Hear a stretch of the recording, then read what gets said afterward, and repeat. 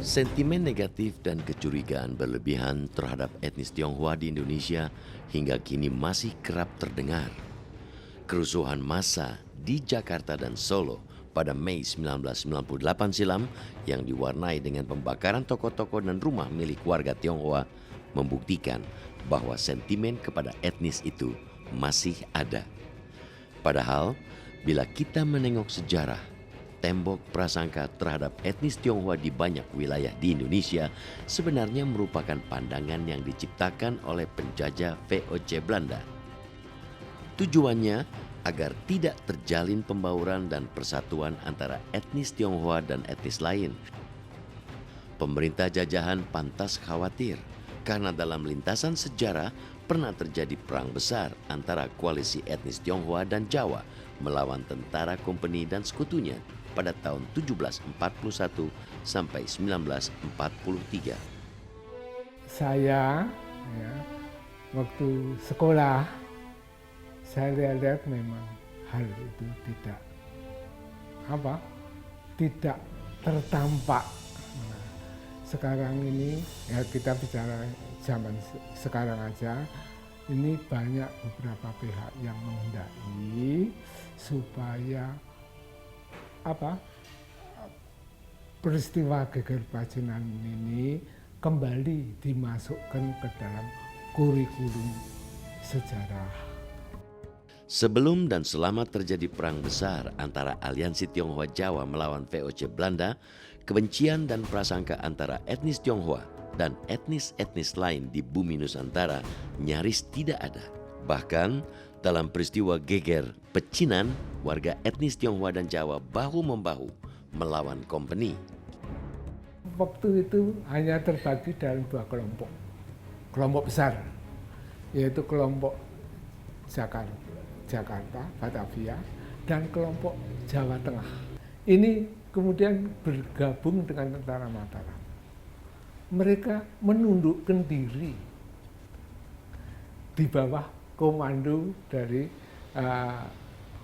Laskar Mataram. Jadi sehingga perang waktu itu sudah bukan merupakan perang Tionghoa terhadap Indonesia, tapi lebih tepat kalau disebut waktu itu terjadinya adalah perang koalisi Tionghoa dengan Jawa melawan VOC. Geger Pecinan atau Perang Sepanjang merupakan perang yang pecah di banyak daerah di Pulau Jawa menyusul terjadinya pembantaian sekitar 10.000 warga Tionghoa di Batavia pada Oktober 1740. Insiden ini dipicu kekhawatiran VOC atas meningkatnya jumlah imigran gelap asal Tiongkok. Saat itu, Gubernur Jenderal Adrian Piker menetapkan kebijakan pajak yang tinggi terhadap warga Tionghoa dan memberlakukan izin menetap. Bila tak memiliki izin, maka warga Tionghoa akan dideportasi. Yang menjadi alasan mereka karena orang-orang Tionghoa yang datang itu kebanyakan adalah melanggar peraturan imigrasi dan peraturan perpajakan. Tapi sebetulnya tidak itu yang menjadi pokok masalah. Sebetulnya mereka adalah korban pemerasan dari pejabat-pejabat VOC yang korup. Pada Oktober 1740, Batavia memanas. Isu bahwa warga Tionghoa yang tertangkap razia tidak dipulangkan ke Tiongkok, namun ditenggelamkan ke laut, membuat sejumlah warga Tionghoa marah dan menyerang pos-pos VOC. Kompeni membalas tindakan ini dengan melakukan pembantaian. Di halaman Stad Thuis, kini Museum Fathahillah, misalnya, ratusan warga Tionghoa dipenggal kepalanya. Menyusul pembantaian ini, Kompeni memaksa warga Tionghoa yang tersisa untuk tinggal di kawasan khusus di Glodok yang terletak persis di luar benteng Batavia dan terjangkau tembakan meriam-meriam Kompeni. Apa pelajaran yang dipetik dari orang-orang Belanda? Kalau sekiranya orang-orang Tionghoa itu bercampur, bersimbiose dengan orang-orang pribumi, itu merupakan suatu bahaya yang sangat besar bagi penjajah VOC. Hal itu sudah terjadi waktu geger Prajinan. Sudah ditunjukkan bahwa persenyawaan antara dua kelompok itu, wah itu akan menimbulkan suatu bahaya yang besar. Akhirnya lalu dibikin peraturan, tidak boleh kumpul, harus ada pecinan sendiri. Dengan kebijakan pemisahan pemukiman ini, company tidak hanya lebih leluasa mengontrol dan mengawasi warga etnis Tionghoa, tapi juga mencegah mereka hidup berbaur dengan warga dari etnis lain, terutama pribumi. Di tengah suasana mencekam pembantaian warga etnis Tionghoa, sekitar 1.000 pejuang berani mati Tionghoa yang dipimpin Syo Penchiang atau Ke Panjang atau disebut orang Jawa sebagai Sepanjang, mengobarkan perlawanan terhadap VOC di Batavia. Karena terdesak Sepanjang dan gerombolannya mundur ke Bekasi. Mereka kemudian bergerak ke Jawa Tengah dan menyusuri kota demi kota sambil menggelorakan perlawanan kepada company. Dukungan kepada Sepanjang dan pengikutnya muncul di mana-mana. Di berbagai kota seperti Cirebon, Tegal, Semarang, Grobogan, Jepara, Kedu, Surabaya hingga Pasuruan secara sporadis terbentuk satuan-satuan Tionghoa. Kalau ditanya apa yang menjadi motif, ada dua hal. Satu adalah solidaritas mereka sesama sebagai orang Tionghoa. Nomor dua adalah solidaritas mereka sebagai orang-orang yang teraniaya. Dari sejumlah kesatuan Tionghoa ini bermunculan para pendekar Tionghoa nan tangguh. Di Jepara misalnya, muncul pendekar bernama Tan Sin Ho alias Sing Se. Para pendekar ini menjadi panglima laskar-laskar Tionghoa. Mereka didukung ribuan prajurit pribumi Jawa. Gema perlawanan aliansi Tionghoa Jawa ini juga sampai di telinga para pembesar kerajaan Mataram di Keraton Kartosuro. Tidak ada sumber juga yang pasti bagaimana sikap Raja Jawa terhadap peristiwa itu. Yang jelas itu hanya bisa dilihat dari fakta-fakta kemudian, bahwa kemudian Sunan merasa itu ada kesempatan untuk melawan VOC, sehingga dia pun membantu secara diam-diam, walaupun diam-diam ya, membantu mereka untuk melawan orang VOC. Raja Mataram, Sunan Pakubuwono II, akhirnya ikut mendukung perlawanan Laskar Gabungan Tionghoa Jawa ini. Ia bahkan mengirim pasukan yang dipimpin Patih Notokusumo untuk bergabung dengan pemberontak menyerang benteng VOC di Kartasura. Dengan dukungan meriam-meriam milik Kerajaan Mataram dan strategi militer Kapitan Sepanjang, benteng VOC di Kartosuro berhasil dihancurkan. Jadi kontribusi peran orang Tionghoa, Laskar Tionghoa terhadap penyerbuan benteng VOC di Kartosuro itu tidak dapat diingkari. Ya. Mereka itu mempunyai kontribusi yang signifikan. Dalam arti apa? Orang-orang Tionghoa ini antara lain Sepanjang itu sedikit banyak sudah menyerap ilmu-ilmu perang dari Cina.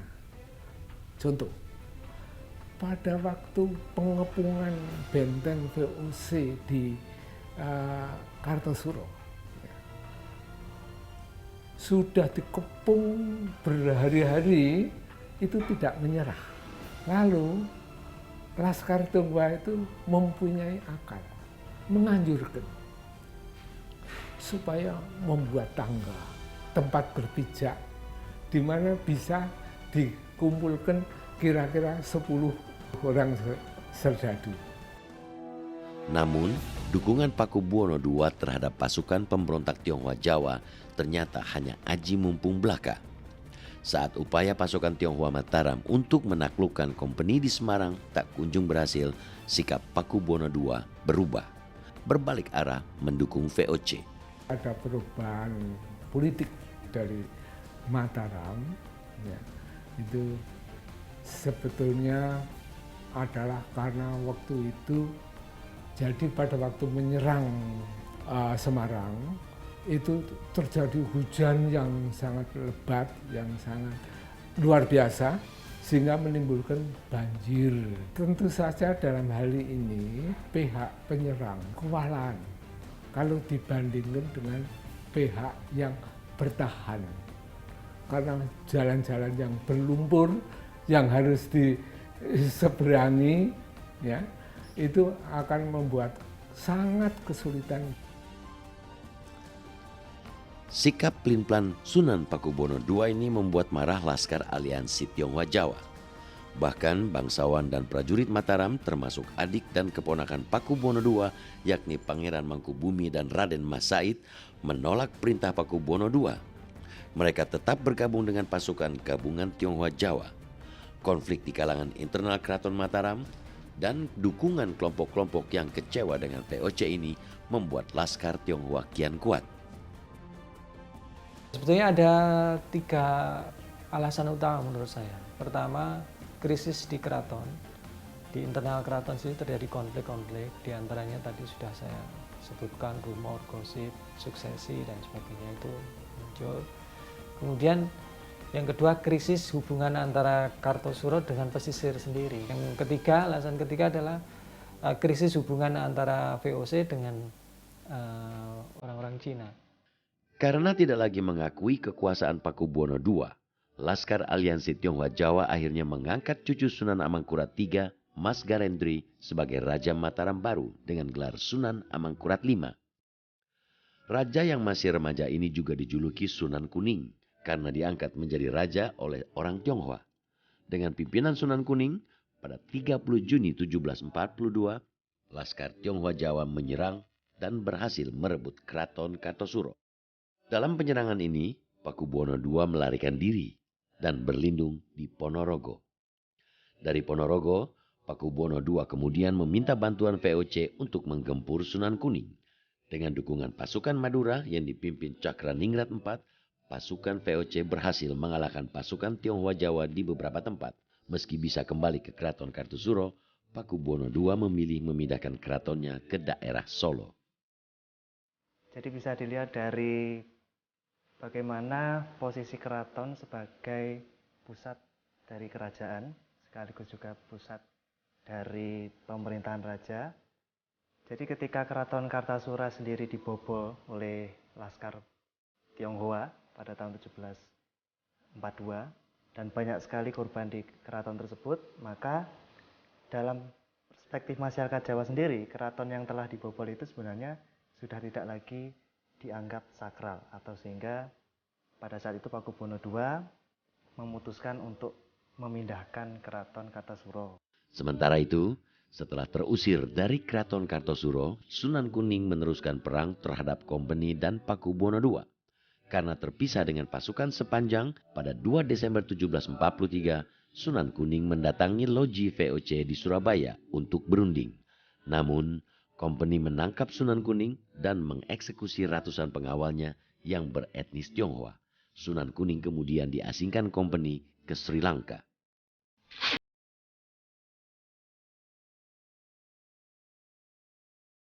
Setelah Sunan Kuning menyerah, perang melawan Kompeni masih berlanjut di bawah pimpinan sepanjang Adipati Martopuro, Pangeran Mangkubumi, dan Raden Mas Said. Perang baru benar-benar berhenti pada tahun 1755. Penerus Pakubuwono II, Sunan Pakubuwono III, memilih berunding dengan Pangeran Mangkubumi untuk mengakhiri perang. Lewat perjanjian Giyanti, kedua pihak setuju membagi wilayah Mataram menjadi Kesunanan Surakarta dan Kesultanan Yogyakarta. Kesunanan Surakarta dipimpin Sunan Pakubuwono III, sementara Kesultanan Yogyakarta diberikan kepada Pangeran Mangkubumi yang kemudian bergelar Sultan Hamengkubuwono. 2 tahun kemudian, sebagai konsekuensi hasil perjanjian Salatiga, Kesunanan Surakarta juga harus menyerahkan wilayah perdikan Mangkunegaran kepada Raden Mas Said yang bersedia mengakhiri perang. Raden Mas Said kemudian bergelar Mangkunegoro. Ini lebih banyak inisiatifnya timbul dari Pakubono III. Pakubono III mengatakan waktu itu kepada Raden Mas Said, marilah, ini kalau kita terus-teruskan begini, ya, ini sudah tidak akan ada akhirnya. Yang malah nanti pada ujung-ujungnya, ya, kita itu akan remuk redam, tidak ada apa-apa. Makanya, Kamas, kami mohon, ya, kembalilah dari melakukan perlawanan. Berbeda dengan para bangsawan Jawa yang bersedia berunding dan mengakhiri perang, Kapitan Sepanjang dan para pejuang Tionghoa yang tersisa tidak pernah menyerah, Sepanjang tetap melanjutkan perang dan tak pernah tertangkap. Sepanjang lari dari desa ke desa, salah satunya di wilayah Karanganyar. Pemberontakan Laskar Tionghoa Jawa adalah perang dengan jangkauan wilayah yang sangat luas. Kerugian di pihak kompeni sangat besar. Sementara bagi pihak Mataram, perang ini mengakibatkan hancurnya Keraton Kartosuro sehingga harus dipindahkan ke Solo. Sejak pemindahan keraton ini, kerajaan Mataram seperti menjadi kerajaan boneka kompeni. Menurut satu penelitian dari John Pemberton dalam bukunya On the Subject of Jawa, menyatakan bahwa sebenarnya perpindahan Keraton Kartasura ke Surakarta itu bukan suatu prosesi kemenangan, tapi justru dilingkupi oleh suatu kekalahan, ya. Karena kita tahu bahwa selepas Keraton Kartasura runtuh, ada beberapa pangeran yang masih berjuang, salah satunya yaitu Raden Mas Said dan beberapa kapiten Tionghoa Sepanjang itu juga masih belum ditaklukkan, sehingga agaknya memang Babat sebagai sumber informasi itu cenderung melebihkan prosesi perpindahan raja dari Kartosuro ke Surakarta. Peristiwa geger pecinan juga memberi implikasi sejarah yang besar. Di bidang sosial politik misalnya, pasca terjadinya geger pecinan, POC membuat berbagai kebijakan untuk menciptakan sekat atau pemisah dalam hubungan antar etnis pribumi dengan etnis Tionghoa. Ya mungkin benang merahnya adalah kemudian negara menggunakan itu untuk mengatur. Salah satu konsep kolonial yang diterapkan itu kan rules and order. Jadi pemerintah kolonial selalu menggunakan pendekatan keamanan. Jadi untuk stabilitas agar terjadi kehidupan yang damai di Hindia Belanda. Sejarah geger pecinan yang pernah berupaya dihilangkan rezim Orde Baru sebenarnya bisa dijadikan sebagai modal sosial bagi masyarakat Indonesia. Bercermin dari peristiwa geger pecinan, semua pihak mestinya menyadari bahwa semua etnis di Indonesia sama-sama memiliki hak untuk diperlakukan sama dan setara.